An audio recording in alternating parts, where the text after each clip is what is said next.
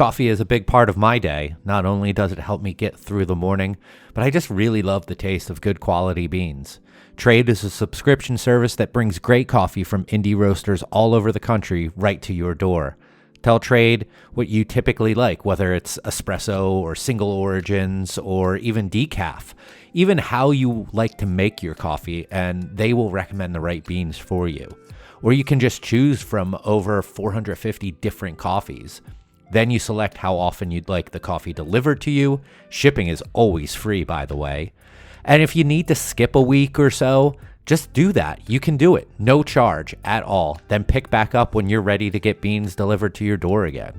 Go to unitedwedrink.com/trade to get started with Trade today and start getting some of the best coffees in the country delivered to your door. That's unitedwedrink.com/trade.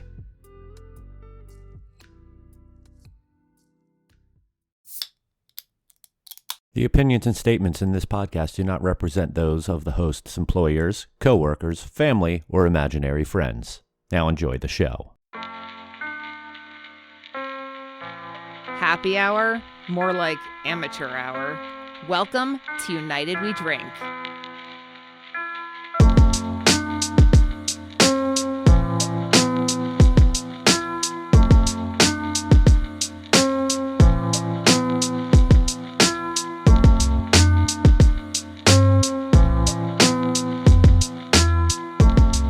Hello, everyone, and welcome back to a brand new episode of the United We Drink podcast right here on UnitedWeDrink.com, as well as Apple Podcasts, Spotify, and wherever fine podcasts are found nowadays. My name is Mike Urevich, and I am I'm a daddy of 2 years now. That's freaking crazy to think that my boys are 2 years old at the longest, shortest period of my life. But here we are. I'm still very tired, and I think that that's just the rest of my life. But hey, wait until they go from like daycare into kindergarten, and they start at like an hour and a half earlier than before. Yeah, that has destroyed me. I thought I was smooth sailing through calm waters as this kid got older, and then boom, got to start getting up at 6:15 in the morning. We're already getting up at 6:30 right now, so then you're That's fine. not a huge difference. With me as always is Kevin Abbott. Oh, I'm sorry. Should I have waited for my introduction? No. Okay. It's part of the off the cuff nature of our improv beverage related podcast. So you're saying I should not be reading off of this script that I wrote hours ago? I do not think you should Pause. Oh, sorry. I shouldn't be reading those stage directions either. You shouldn't be drinking those stage directions either. You shouldn't be drinking whatever you're drinking. What are you drinking, Mike? So this is a funny story. One of our former employees at the brewery moved up with her family to Asheville and is now bartending at a brewery called Hillman Beer Company in Asheville. Been around for a while. They have some medals to their name, and she sent back with a regular from our brewery some crowlers, and I asked if they were up for grabs. I was looking at them, and I'm looking at this one, and I'm like, double bock, 8.5%. I was like, they spelled doppel wrong, but you know what? I could go for a doppelbock. So I brought this home specifically for this podcast, cracked it open, poured it, and I'm like, this doesn't look like a doppelbock at all. Kevin could see this is a very golden orangish color. So I go on their website, and what I am drinking is Double Back Ass Words, which is a double IPA from them, because it says double back actually on there, and the A looks like an O to me. I asked my wife if I was seeing anything wrong, and she goes, no, I would totally think that says that. So I am drinking a big double IPA from Hillman. It's very tasty. I do see that they do have a Doppelbock. So Kayla, if you're listening to this, which I know you're not, I would like some of that. But yeah, that's what I'm drinking. What about you, Kevin? I've got a couple beers. I have our Autumn Embers Marzen, and I'm currently, which I'll be drinking later on, and I am currently drinking an Endless Enigma, which is Barrel of Monk's hazy IPA. You brought some of those over to my house this past weekend, and I had one at the end of that night, and it was very good. Oh, good. My brother-in-law had one and really liked it too. This I recipe's think evolved quite a bit. I don't exactly remember what the last recipe was like, but I do feel like it is much better than what I recall out of it, and I really liked that last batch of Endless Enigma. One of the things that you got early on in that beer was that it wasn't hazy enough, and we were using a different yeast strain. And I mean, it's been different every time we've done it. Ralph actually told me today just about our IPAs that our Simulated Summer, which is kind of a 5% IPA that we do, that's in tank right now, might be one of the best IPAs we've ever done. So I'm pretty excited about that. Can't wait till that comes out in about a month. Sweet. Yeah. Looking forward to that. All right. So Kevin, take us into what we are talking about today, because you proposed this a few weeks ago, and I felt like it was a great topic for conversation, but I needed a little bit more time to kind of research into it. So tell us about friction points. So I'm a big fan. I listen to tons and tons of podcasts. I have for the last, I feel like 15 years or so. And one of the podcasts I listen to on a regular basis is Hidden Brain. And Hidden Brain is brilliant. They talk about things with psychology and, just like medical science, just Hidden Brain. It's about being a human being and all the intricacies and interesting aspects of being a human. And one of the episodes they did was on friction points. And this was specifically talking about looking at where this is, I'm going to relate this directly to the brewing industry, even though this had nothing to do with the actual podcast, obviously, but looking at your business and seeing where are the friction points, where are the things that are stopping us from being able to do what we want to do. And we look at this often in the brewing industry as like, oh, we need to sell more beer. And that's all we care about. Just sell, sell, sell, sell, sell. And we're not looking at where our friction points actually are. So it is in where is it at? Where are they at in sales? Where are they at in our tap room? Where are the actual places where the rubber meets the road, where we are running into friction, into problems in our business, and how do we address them creatively? And one of the examples they gave, which is the one I gave you, Mike, which I thought was so interesting and a good mindset to take in trying to evaluate a problem, was in like NASA, in rocket ships, in the fact that in order to put something into orbit, you have to have a certain amount of rocket fuel. And every time you put more stuff on the rocket, you have to exponentially increase the rocket fuel. So if you're going to send something into space, you have two options. One, you increase the fuel, or two, you decrease the load of what has to be shot into space. And it's the creative thinking that sometimes is, well, maybe the best example here is to take something away and it will make the process easier. And relating that to beer would be, are there times where we can take something away, i.e., stop distributing a brand or downsize the business and actually be more successful? Are there options for looking at sales where we can focus more on throughput sales at a bar rather than the shotgun approach of being in a million bars?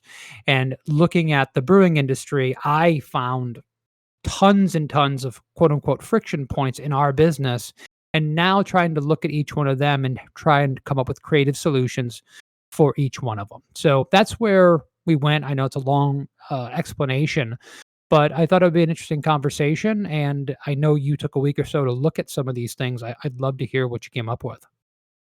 I mean, I think the thing that came to my mind first was kind of ingredients. There is such a balance in using high quality ingredients that make something taste good versus what is the cheapest that you don't have to spend a whole lot of money up front on. You can create a more price-friendly beer towards the consumer. And I feel like that there's so much give and take on that, things that can cause like friction towards your sales because of recipe development and ingredient selection in things. When I was working in Pennsylvania, I was at a brewery where majority of our ales we used a high quality Maris Otter as our base malt, and That's great. it's a great tasting malt, and it contributes a lot to a very malty beers such as like our brown ale or our dry stout. But when it came to something like a West Coast IPA or a pale ale that isn't meant to have, we weren't going for those types of flavors, and it just felt like a bit of a waste, and that it was holding that beer back financially, and that we're using a more expensive, higher grade malt for something that we could be using a pale malt on, or a cheaper pilsner malt. Like I see with I've talked to a number of brewers who are making hazy IPAs nowadays, and like the base malts that go into that are like cheap as fuck. They're cheap. They use raw 2-row. They use the cheapest pilsner malt that they can get. That like cheap wheat, cheap oats, whatever they can get that's cheap, just to be, and they spend the money on then the hops and try to make that beer as price friendly as possible, and then pick and choose when you want to use the higher quality things for more specialty beers, or something that is really like your bread and butter in it all. Well, I think picking and choosing where it's going to be appropriate. I mean, Yep. if you're going to make, I'm trying to come up with a dish that's very very simple to do a food analogy. But if you're going to make a hamburger, I think Ron Swanson taught us on Parks and Rec. You don't need to have the Kobe beef to make a hamburger that tastes good, because a hamburger is about salt and fat and the condiments and everything that goes into that, and can be absolutely delicious without having to have the dry aged or whatever heritage beef, whatever concoction that people have to put forward. I think you have to pick the right thing to spend the money on when that thing's actually going to be tasted in the final product. For years and years, Barrel of Monks only used European malts and hops. Okay, we did Belgian style beers for the most part, but even when we did American styles, we used Weyermann as our base malt. We use Weyermann Pilsner as our base malt for pretty much everything. And Weyermann is not the most expensive by any means, but we believe and always have believed that Weyermann has great quality across their entire portfolio, and we're a big fan of their malts. And when I was trying to price these IPAs out so we could actually sell them and make some money, Ralph was the one that said, "Kevin, let's start using raw Pilsner." And I was like, well, that's too cheap. That's not good malt. And I worked at other breweries that used really, really cheap malt, and there were some issues with that. And I was a little gun shy about it. But I think Ralph was trying to teach me that the malt profile is not what this is here for. The malt profile is covered up by all the hops we're going to put in this thing. Let's not waste the money and make a beer, or not be able to make the beer because it will be too expensive. Let's shift our mindset. And I think that's the exact kind of thing. It seems counterintuitive. Use lower quality ingredients, but it works in the context that you're using it. Yeah, I mean, for our amber lager, our year-round lager, we use all Euro malts for that, and that's our bread and butter there. And we're going to go a little further out for something like that to create the flavors that we want in that. We're not going to get that from using 2-row and like North American crystal malts and stuff like that. But I mean, yeah, our hazy IPAs just use cheap pills. your flake stuff that gives you the mouthfeel. Like there is your alcohol. There is your mouthfeel, your soft pillowy mouthfeel. Now just spend money on the hops. There you go. Yeah, and while you were talking about this, Mike, one of the big things that I don't think enough breweries are looking at, or maybe everybody is, but when I have conversations with brewers, I don't think that they're looking at this enough, is uh, talking about a hazy IPA, talking about a hazy double IPA. Whether or not you save money on grain or not, these things can be very, very expensive because the hops are ridiculously expensive. There's a lot that goes into it. Now, there's workarounds here using thiolized yeast and all the things that Ralph has done at our brewery to make these beers cost effective, which I appreciate so much, has made this a tenable thing for us.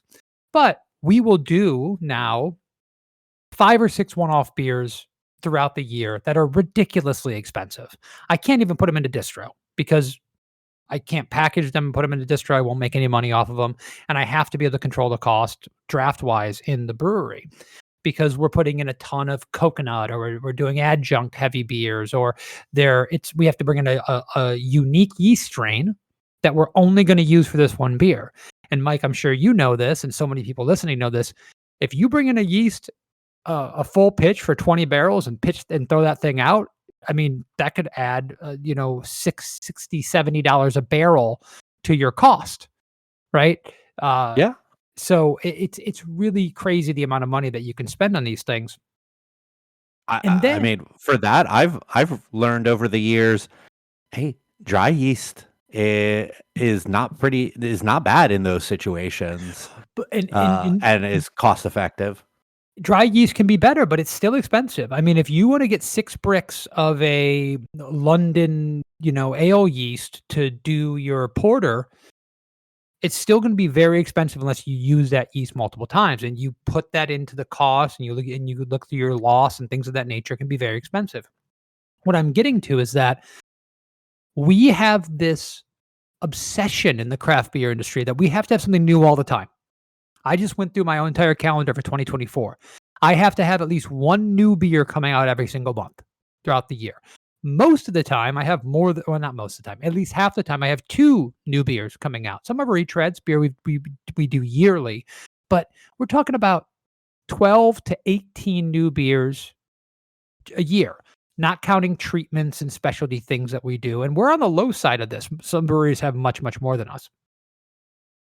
But with all this cost that's added by doing these new beers, these one-off beers, are you actually selling any more beer than you would have if you just had your 12 staples and rotated through half that amount of beer? If you were to analyze your sales, if I were to analyze my sales and say, okay, let's say I've got 4 IPAs this year, specialty IPAs, and each one of them is going to be more expensive than just my normal Waypoint and one other rotating one. If I didn't do those beers, would I sell any less?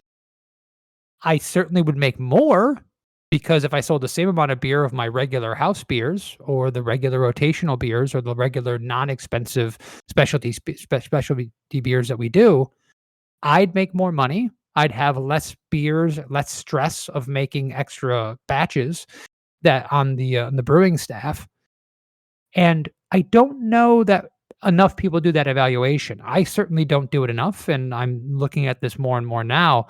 But is there addition by subtraction in our own tap rooms? Do we need to have this many new beers, or are we just dividing our attention and selling the same amount of beers to the same people? I mean, I think that depends on, how you want to look at that. Are you looking at it from a dollar amount, or are you looking at it from a volume amount, which I think can be confusing sometimes, because I feel like all that gets reported really, for the most part, in beer sales is volume. CEs or barrels is typically how we go about beer sales, and as a figure of how well someone is doing. When the dollar amount is really what it comes down to. There was I remember a number of months ago when the whole Bud Light fiasco was well underway, and there was this report making its way through all of the media outlets because they just picked it up from whoever first reported it, and they're just regurgitating.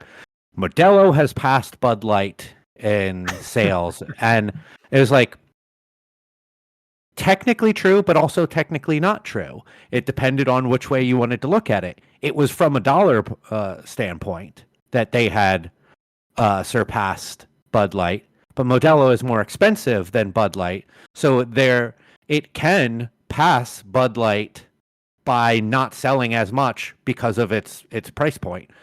Bud Light was still ahead of it in the amount of beer sold by CEs. And that was in package too, not draft. Yes, I believe. Mm-hmm. Yes, that is true. Two different Yes. specialty qualifying issues. And that adds another thing to the whole thing, to how you can figure out if you're truly happy and you feel successful in it is. And to me, going with that question that you had, I would look at my dollar amounts and then go down from there and see how much extra work is this causing my employees. Are they really pissed off about having to make all of this? And if they aren't, awesome. If they are, trying to find a middle ground there to be able to keep up with some of that and keep up with the core stuff that will keep on selling. I'll give you an example here. And I think you have to examine CEs and dollars, but I mean, I'm just talking about like specifically like these high cost specialties.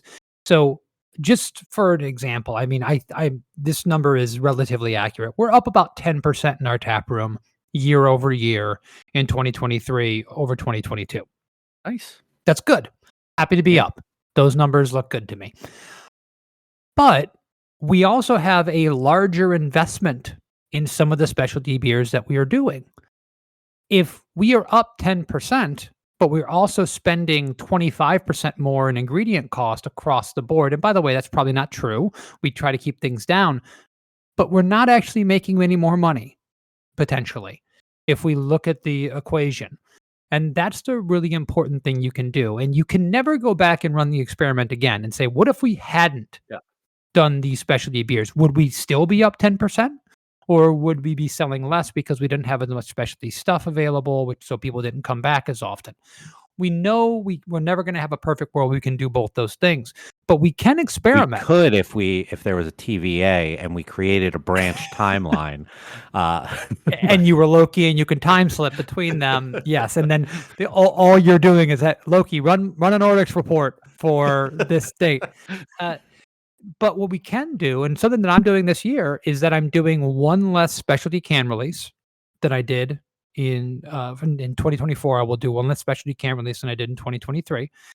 And I'm going to look and see if we stay on a trajectory of being up 10%, I just saved a bunch of money because I now have one less canning run and if I'm still selling the same amount of package, I'm just selling fewer SKUs and selling more of them. And that's always a thing that we talk about in the industry and probably in the background, but probably need to address more often, is that when you walk into our brewery and you look at our taps or you look at our cooler and you say, oh, there's 20 options. Would I sell the same amount if there was 15? Would I sell the same amount if there was 10? Would I sell the same amount if there was 5? There's a breaking point somewhere. And it's probably individual to every brewery. But if you're not trying to find that breaking point, you're probably leaving money on the table.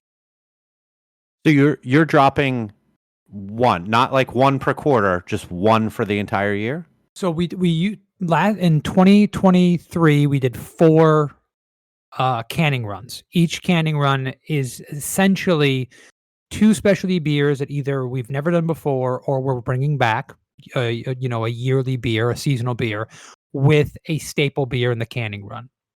So if you look at it that way, we're talking about doing, 8 specialty beers and 4, uh, you know, staple beers every year. I'm dropping one of those canning runs, which drops 2 specialty beers and 1 Okay, staple one beer in canning can. run altogether. So you're okay. That's a considerable cut. Yeah, and we'll look at it and we'll say, was it successful or was it not? You have to addition by subtraction. Going back to that principle that talking about the rocket fuel, and you can either reduce the fuel, or I'm sorry, reduce the load or increase the fuel. Everyone wants to put their foot on the gas, and everybody wants to make more because that's success to everybody. It's making more, it's being in more places, and I understand that. And we have to have it's there's no blanket statement you can make. You've got to evaluate everything in an individual basis. But I like the aspect of saying, maybe we shouldn't do this again. Or, hey, we've got a specialty beer that we make every year, and the sales are either stagnant or maybe they're trending down a little bit. Still profitable, you're still selling a good amount, but it's not selling like it was 3 years ago. Maybe pulling that back and not doing it in 2024 is the move. How can I miss you if you won't go away? Do it in 2025 and do something different in 2024. It hurts to say, well, I'm going to cut this thing out and then we're going to lose money. But if it ends up being a money maker 3 or 4 years down the road, or for the next 3 or 4 years, because you got people uh, jonesing for it, that's another potential revenue stream that can actually grow instead of regress. Yeah, I mean, we've seen so much of that, I think, over the last few years in the industry with breweries retiring brands maybe for a couple years and then bringing it back as like a seasonal thing here and there. And Stone's done that really, really well. I mean, I don't know yeah, what the numbers are for Ruination and Imperial Stout. I have no idea, but it worked for me. I didn't buy those beers for years, and I saw them as one-offs, and I went, I have to have these now. yeah. And I mean, and they've done that with even taking not even a former core, but former anniversary beers and bringing them back here and there. Uh, yeah, distance makes the heart grow fonder.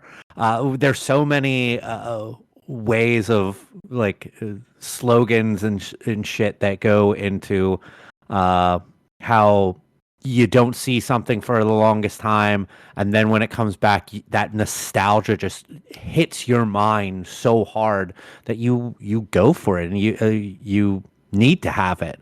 But getting to that point is tough. Is being able to say, "Hey, we need to make this go away because it's more trouble than it's worth."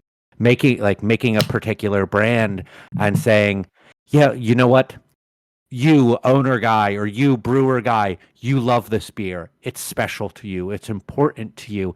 It's important to a number of brewer or to customers, but they are not keeping this brand alive alone, and sales are going down. What do we do with it?" I think that's a huge friction point. Like we've talked a number of times about what New Belgium did with Fat Tire. Fat Tire was a friction point for them, and they decided to think outside of the box and reformulate, rebrand of revisualize it, and try to do something different to help its trajectory. If you're not having these conversations internally, I mean, listen, if you if your brewery's growing by leaps and bounds and you just, you can't keep beer in the tanks, and it's just it's if it's just a rocket ship to the moon for you, good for you. Don't worry about any of this stuff. If 5-10 years from now, you can examine this. But if you are a regular brewery and you're not examining these things with going through things with a fine tooth comb on a regular basis, then I think you're going to have serious issues going forward. Because even when you're doing your best, even when this beer is flying out of your tap room, you have to know, and you have to look at every other brewery that has been successful over the last 10 years and know that this might not be forever. Once this beer this, if we're talking about individual brands, once it reaches a saturation point, once it's no longer cool to have this because everyone's had it, it's gonna kind of lose cachet, right? Unless you do very, very specific things to keep it special. And a lot of breweries are doing that. And that's the kind of evaluation I'm talking about. And we've seen this so much. I mean, what you're talking about with Fat Tire is a huge example of this. We saw this with Sam Adams, but we see it all the time with just killing brands, legacy brands, and saying, well, we're just not going to do that anymore because it was a sinking ship and we're going to jump off of it. Taking something away can sometimes be the best thing that you do. It allows you to refocus on the things that are working or also try new things. And innovation is huge in the market. In our smaller craft breweries, we have to innovate. I talked about it earlier. We have to do so many new beers to keep people interested. But even with bigger breweries, like innovation, if you're not innovating in the craft beer world, you're going to have a hard time. Absolutely. Yeah. I tend to every once in a while go back to a wrestling terminology.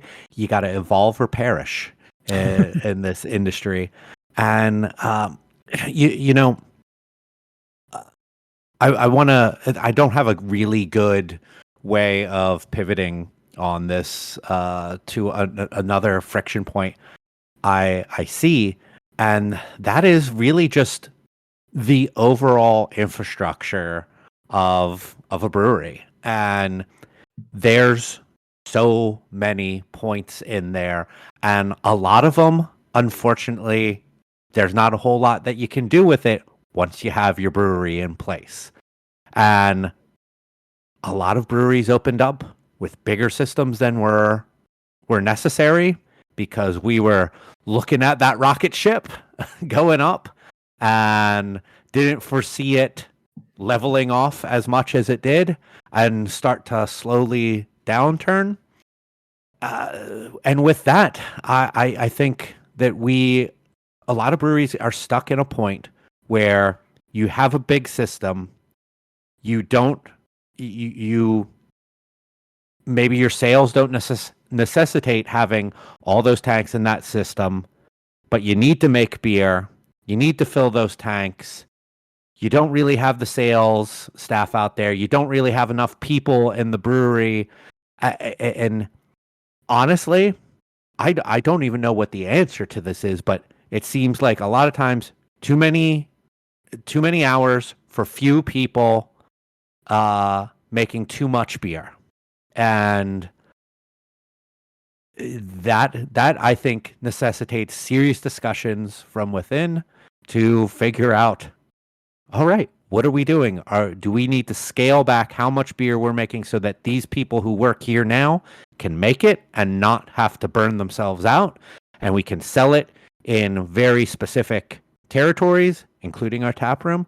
Or do we spend the money on the people to make that whole place work efficiently, including sales, including the brewery?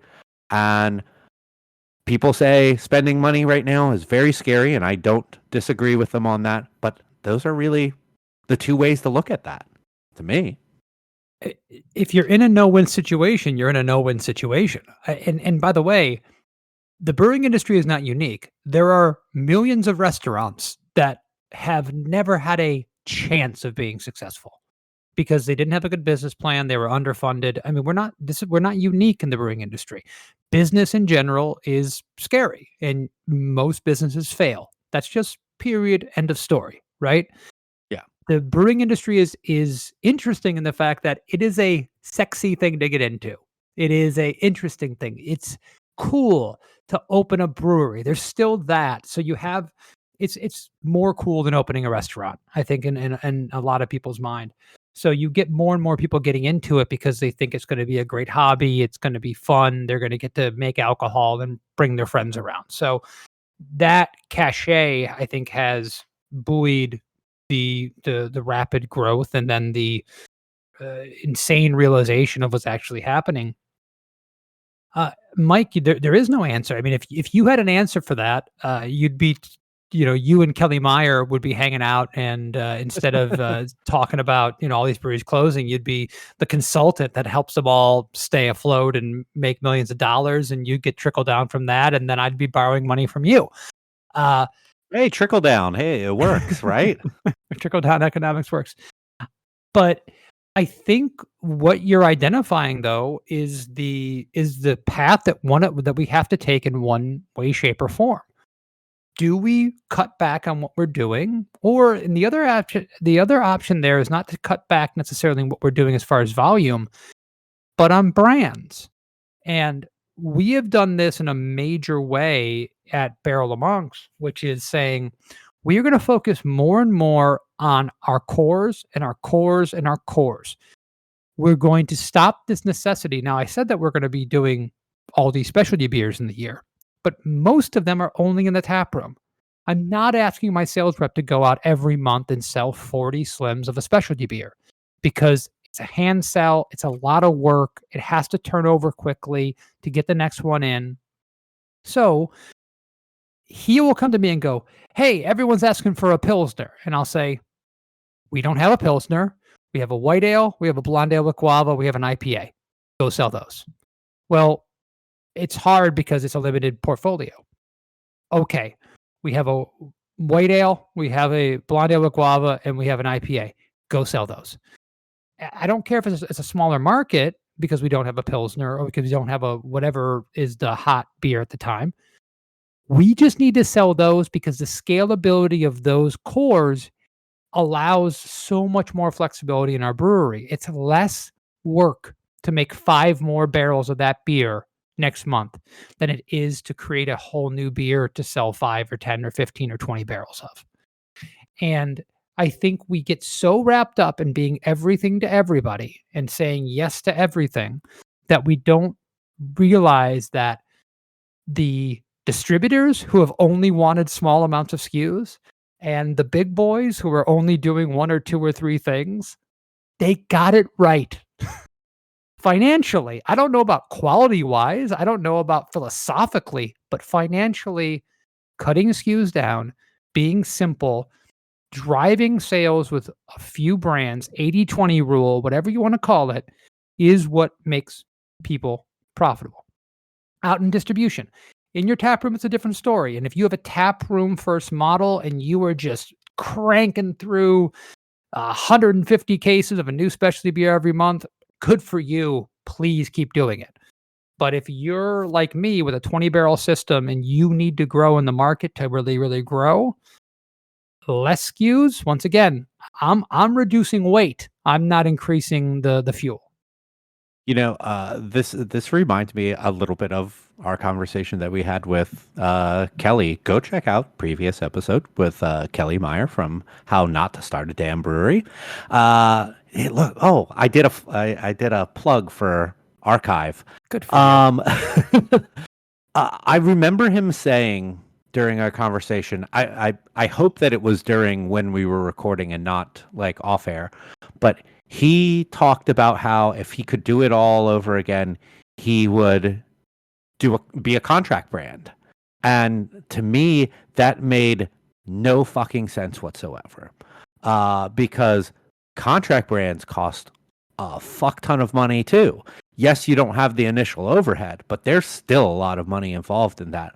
But something that you were saying right there made total sense to me with contracting is if you can get 1 or 2 brands doing pretty damn well out in the market and you can start contracting them out to sustain your market, and you can have a good quality product coming out of that and focus your then on-premise brewery to keeping your tap room new and interesting, you might have something there. But I still don't think that contract brands by itself is a good idea.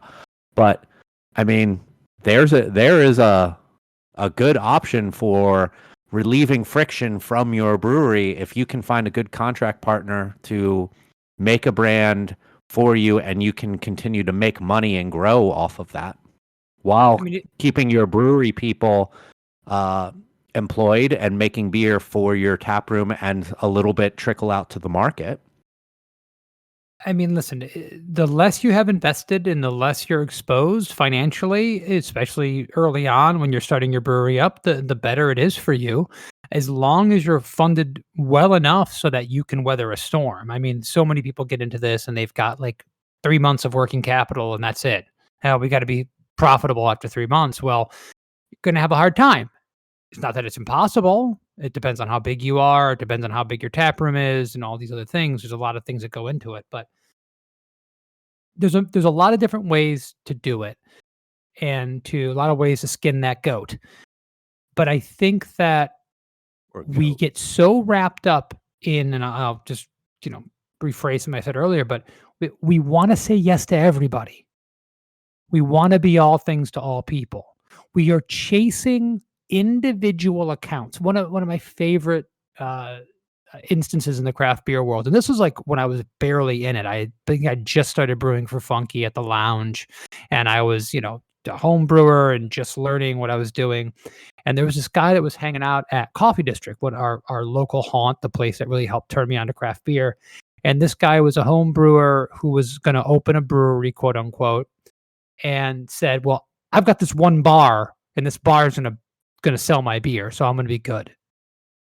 And I knew nothing about the industry, and I was like, "You have one bar that's going to sell your beer, and you think you're going to build a business off of this?" I still think that most people in the craft beer industry, especially on our size, I'm not talking about, 30,000 barrels a year. I'm talking about, 1,000 barrels, 2,000, 3,000, up to 5, 6, 7,000, are still in this mindset that if like a chain comes to you and says, "Make our beer for us," you're like, "Yes, we have to say yes because there's volume in that. We need that volume." We want to say yes to everything. We want to grow. We want to see that number go from 3,000 barrels to 4,000 barrels to 5,000 barrels, because once we get to 5 or 6, we're going to be profitable. Not realizing that at 6,000 barrels, you're not profitable at all because you had to invest in more employees. You had to invest in more tanks. You had to do all this other stuff. And then you're just starting over at zero again. There's no end game at all. I can't wait to at the end of this, when we're done recording, to find out who that was, because I'm fairly certain I know who, or I know I will know who you are talking about when you tell me. I don't know offhand who it is, but I can't wait for that. We'll keep that But mystery going. there is so much of that from those early days of like, oh, so and so said that they're going to carry our beer, and that's really all that we need. And now, like, I think about like our biggest account, who is our biggest account by like a lot, and like they can't sustain us just by themselves. They are a huge part of what keeps us together, but they alone don't sustain us. Like, I wouldn't even say that a quarter of our top accounts sustain us. It is so funny how, I mean, there's still so many breweries that just are living day by day by of I got this new account. Okay, well, who did you lose in the process because you only got one person out there, and you're only concentrating on individual accounts here and there. You're not servicing the existing ones. You're not looking for big growth. And then, hey, what are we doing for seasonals? I don't know. We'll figure it out when we make it. Hey, we got this beer in the tank right now that we made. Oh, okay. How do we sell that? I don't know. What's it called? There's so much fly by the seat of our pants in this industry still.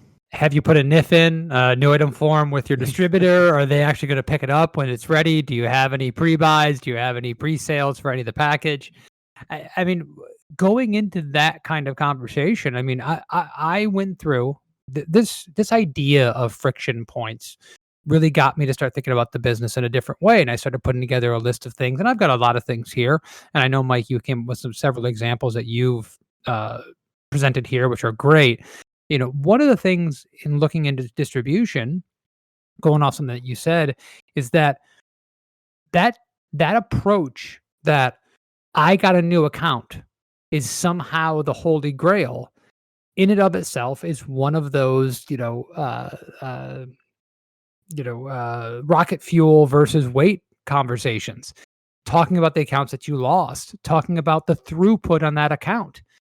So I got this great account and they sell a ton of beer, but they've got 150 draft handles at this account, and we're one of 37 IPAs. What are we actually going to sell there? I know they're popular. I know volume wise they go through a ton of beer, but what's going to be the throughput of our beer? And how much time did you spend trying to get that account? Well, I took the guy out for lunch 7 times, and I washed his car, and I was a DJ for his daughter's bat mitzvah, and I did all this stuff, and I got this account, and that account is going to go through a slim of beer every 2 months. And in 6 months, we're going to be off because we didn't sell very well. We have to evaluate. Because we didn't give them 3 cases of glassware, 2 cases of coasters. There's no neon up or LED lights. That really would have helped you guys sell more if you would have given us all of that. And a lot of the things you're saying and I'm saying are ridiculous, but we have to evaluate our throughput on accounts. If we get an account and they don't sell beer, why aren't they selling it? Are they not selling it because we're not visible? Because people don't know who we are? Give you an example. We get into a corporate account, the kind of account that doesn't traditionally sell craft beer. Mm-hmm. We've got a great beer. It's on draft. We feel is technically excellent and works well in the craft beer space. But we're not in the craft beer space anymore, so that beer is not selling. What good did that do for us? And more importantly, what can we actually do to sell more beer in that account? I would rather, going back to that conversation we talked about before about doing more of our cores and less specialty, I'd rather sell more beer, give or take, we're in 500 accounts. Just ballpark. I'd rather not get a single new account for the next 5 years and just double my business in the accounts I'm in. I know that we're just saying that. I mean, it's not going to happen and that's just not unrealistic. But that's what I'd rather do because that's a lot easier. It's less accounts to maintain. It's less visits that the sales rep has to go out and do. We are so scatterbrained and so infatuated with new business and being everywhere. It's sexy to be everywhere. You get excited when you have a new account that brings your beer in. Do more business in the accounts you're in. I'm not saying it's easy. You can only do so many server incentives. You can only do so many, going in on their shift meetings and talking about the beer. But those are things that you can do, and there's so many people who don't do that. Like, I mean, I don't know how many times in my past we're at X the local location of X chain. Like, okay, cool. Guess what? We're not on the menu because it's chain and they have printed menus that are mandated across every location that only has their national mandates in it. So people don't know that we're there unless either one, they maybe have a table tent type of system going on, or they have a printout that they include in with the menu, or ask the server and they might actually know what they have on. Like, they won't. That's a fucking crapshoot.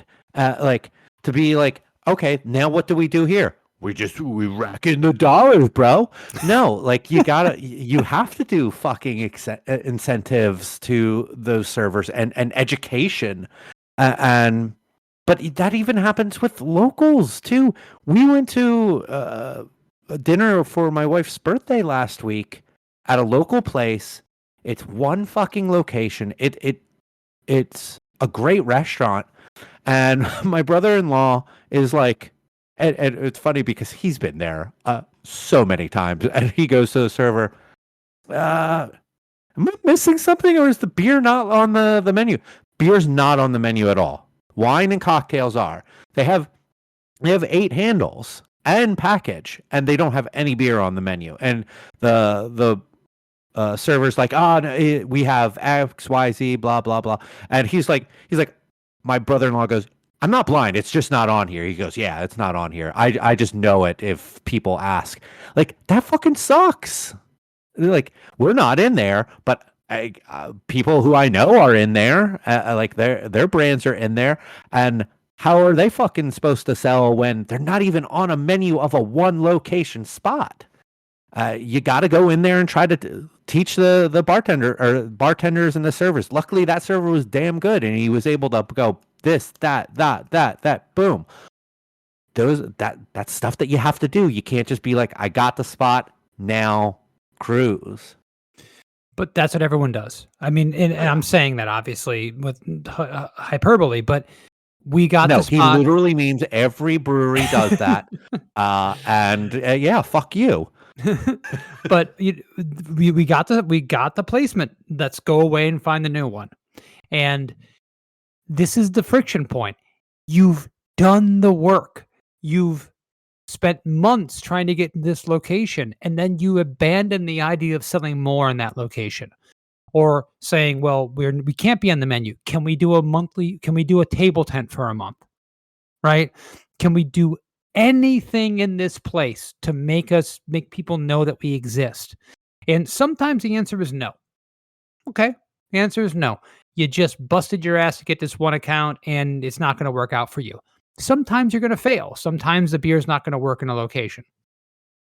But to suggest that going after a new spot is more likely to move more beer than selling more beer in the place you are, that's just you're turning your nose up at low-hanging fruit.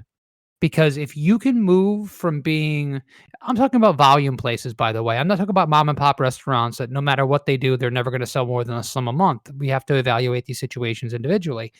But if you're on a draft list of 20 beers and you're number 18, you're on the chopping block, by the way. If you're number 18, you're on the low end, so they might replace you at any time. So you can lose that business at any time, which is important to know. But if you can move up from 18 to 10 to 8, the volume increase and the amount of money you're going to put in your pocket is significant, and you don't have to do that much more for it. These are the friction points that we do not pay enough attention to. Yeah, it's the ignoring the if you're not first, you're last mentality. Like there's so many big heads here in this industry that like they want to be the best selling beer at every account. But being second's not bad. Being third's pretty good too. Improving your standing in a tap list of 20 from near last to right in the middle is pretty damn good. And it should be something that you should be thrilled with. And you know that you have continued growth, continued ability to grow there as well. It's just there's not enough follow through and on growing those accounts. Your job isn't done with a placement. It's only just begun at that point. Does anyone, and by anyone I mean you, Mike, because you're the only one I'm talking to, do you remember Ron Popeil? No. Infomercials? No, I don't know. Infomercials in like the 1980s and 90s. Ron Popeil sold everything: smokeless ashtrays, pocket fishermen. He had the Showtime oven, and also the Showtime knife set. None of this rings a bell to you? No. Okay, you know what? Actually, when I met you, I remember you went to bed very, very early from an early age. If you were watching TV at any point at like 11 o'clock at night, the Ron Popeil infomercial would come on. Someone listening will get this. But they had the Ron Popeil Showtime oven, and you would set it. This guy's face looks familiar. And forget it. Set it and forget it is exactly what every single salesperson in the craft beer industry does. They got it and it's gone. I'm never going to go back there. I've done my job. It's happened. And now it's on to the next thing because I want to impress my bosses with new placements. And that's not necessarily the best way to grow. Some people can sustain that. And if the beer is incredible with a great name and a hook and you get on the menu, maybe you can just walk away and never think about it again and you'll have perpetual sales. We certainly do. We have accounts that we haven't visited in 3 years that are still selling a crap ton of beer. But those are the minority, not the majority. Yeah. Any other points of friction that you want to talk about? I'm having a point of friction that you do not know who Ron Popeil is. Weird Al Yankovic did a song called Mr. Popeil where he talked about all the things that Ron Popeil sold.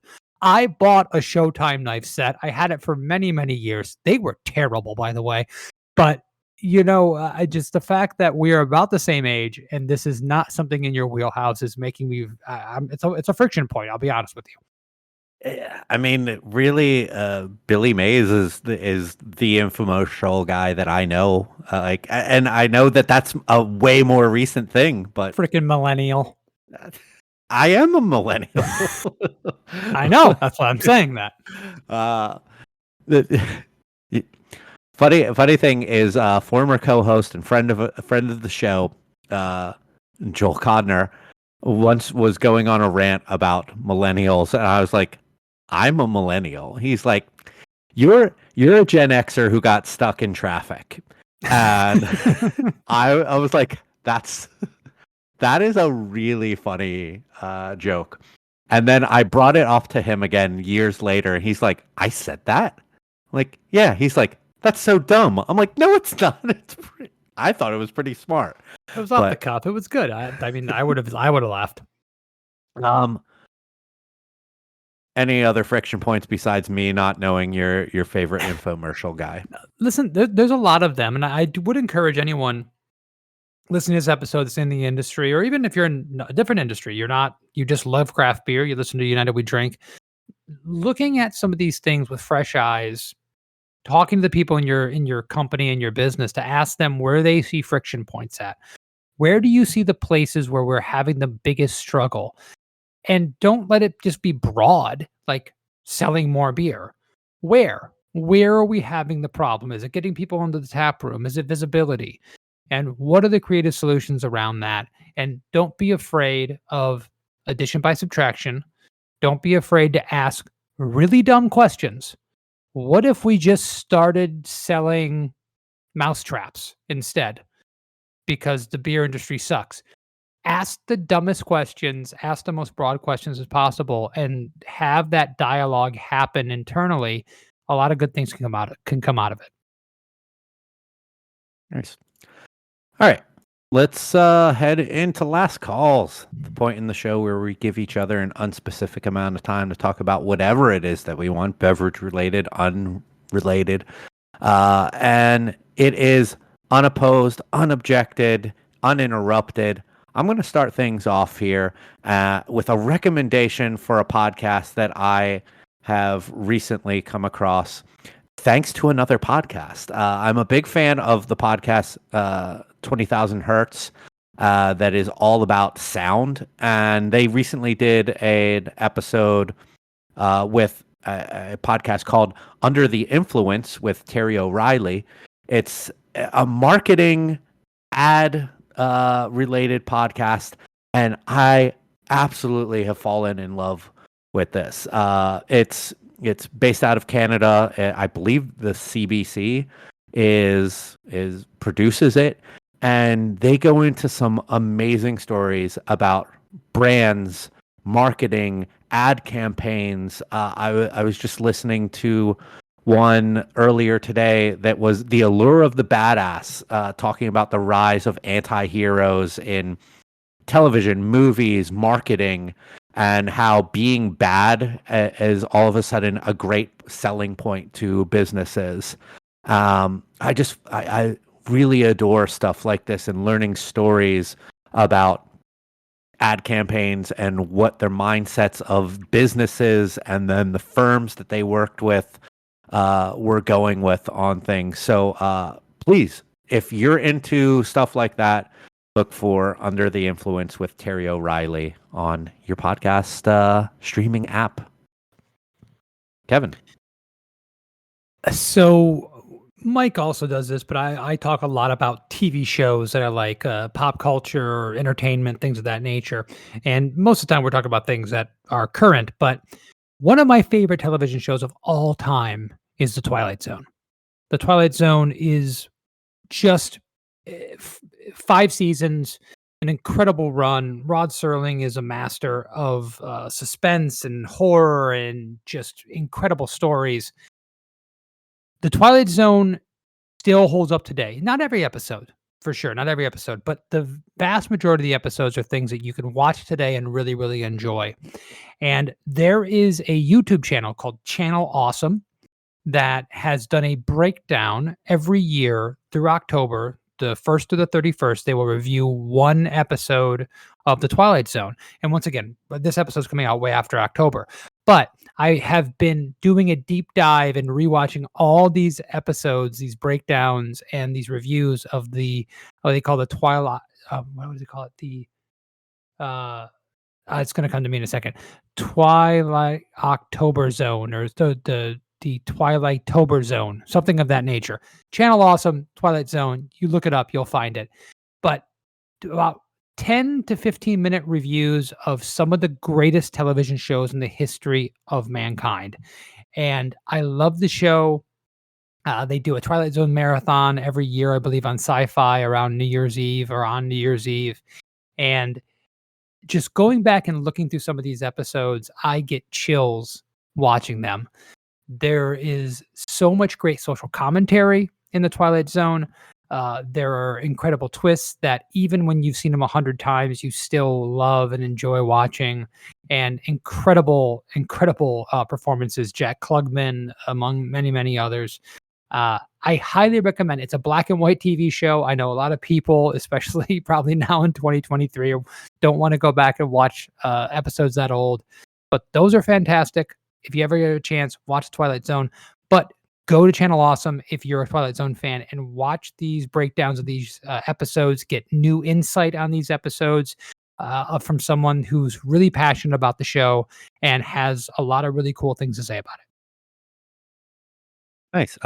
Just to give the absolute name on that, it is Twilight Tober Zone. That's it. Thank you. You're welcome. That's why you're always here to have my back, even in my last call, Mike, and I appreciate that. I don't like to fact check all the time, but for stuff that you want people to go look for, I'm here for you. Anything you want to plug? No. Is that simple enough for you? I got you in the middle of taking a drink there. Could have done a spit take. I don't want to plug anything. I could use that audio in some very nefarious ways. I'm not a shill, Mike. No, actually, no, I do have something to plug. So go to Lazy Dog. I can't believe I forgot about this. Go to Lazy Dog. If you are near a Lazy Dog location, when this episode comes out, Hop Attack is back. Jack.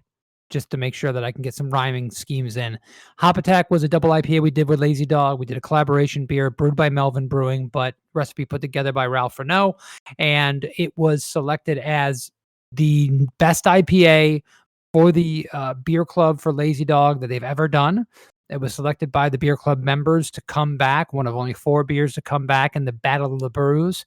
And that beer is back as of now on draft at Lazy Dog locations. If you are a Lazy Dog Beer Club member, it will be in your Battle of the Brews special pack.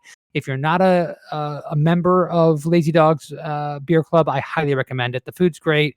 The beer's great. They support local craft, and it's wonderful. And we're so proud to have been selected to bring back our really incredible double IPA. And if you just have a Lazy Dog in your house, that doesn't count. You can't really get the beer there. It's just laying there on your bed or your couch, whatever. But it's a restaurant. Go. Thank you for reiterating that Lazy Dog is a restaurant, because I know people would have been confused. You You said if you're near a lazy dog. There's probably a lot of people near lazy dogs. My dog is not a lazy dog. No, your dog is not lazy. Yours isn't really either. No, my dog is not lazy. My dog is a maniac. It's funny. The first time I met your dog, I felt like she was very chill, and I was like, "Oh, look at her!" Like, but then the second time I saw her, like she was a little lunatic, and I love her. They I get- love like controlled crazy dogs. They're the best. They get comfortable and they think they can just have a personality. That's not what I signed up for. I'm just gonna plug real quick my photography stuff. Like if you dig my photography or you don't even know what it is, go check out my Instagram at Mike Loves Beer. I'm kind of proud of what I've been doing, and if you want to buy a print, I have stuff available. Mike Urevich, that's MikeJurewicz darkroom.com. I have prints available that you can buy stuff there. Just the picture. There's also awesome framed options there as well. Yeah, that's really it. Other than that, you can follow the show on our social media. We are at United We Drink on the place formerly known as Twitter. Also on their competitor Blue Sky. We are on Instagram at United We Drink Pod, and we're on Threads, the sister competition to X that's owned by Meta. There's way too many fucking places to put content up anymore. Just go to unitedwedrink.com. Listen to our podcast on whatever podcast service that you like. Kevin wants to say something. He's shoving his hand into the camera. No, I want to say nothing. I'm just saying I'm agreeing with you. I'm doing Okay. one of these. Yeah. Yes. I just if we could just let all the Nazis stay on Twitter and all the good people go to Blue Sky. Let's just do that, okay? Let's just do that. You heard it here first, or second, or possibly 30,000. The revolution starts now, Mike. Here on United We Drink. But yeah, if you want to support the show, go to our website, unitedwedrink.com, and check out the Brands We Love page. There's stuff like Liquid Death, Water, Maiden, Cookware, Trade Coffee. I recently switched up my coffee preferences on Trade to get things a little more different in our household for a coffee, and I'm really digging it. I fucking love Trade. So if you like coffee, go check them out and get coffee delivered to your house as well. Or go to our store, unitedwedrink.com/store. Got shirts, buttons, stickers, totes, and all that fun stuff over there. Other than that, we'll be back in a couple weeks with a brand new episode. For Kevin, cheers. Cheers.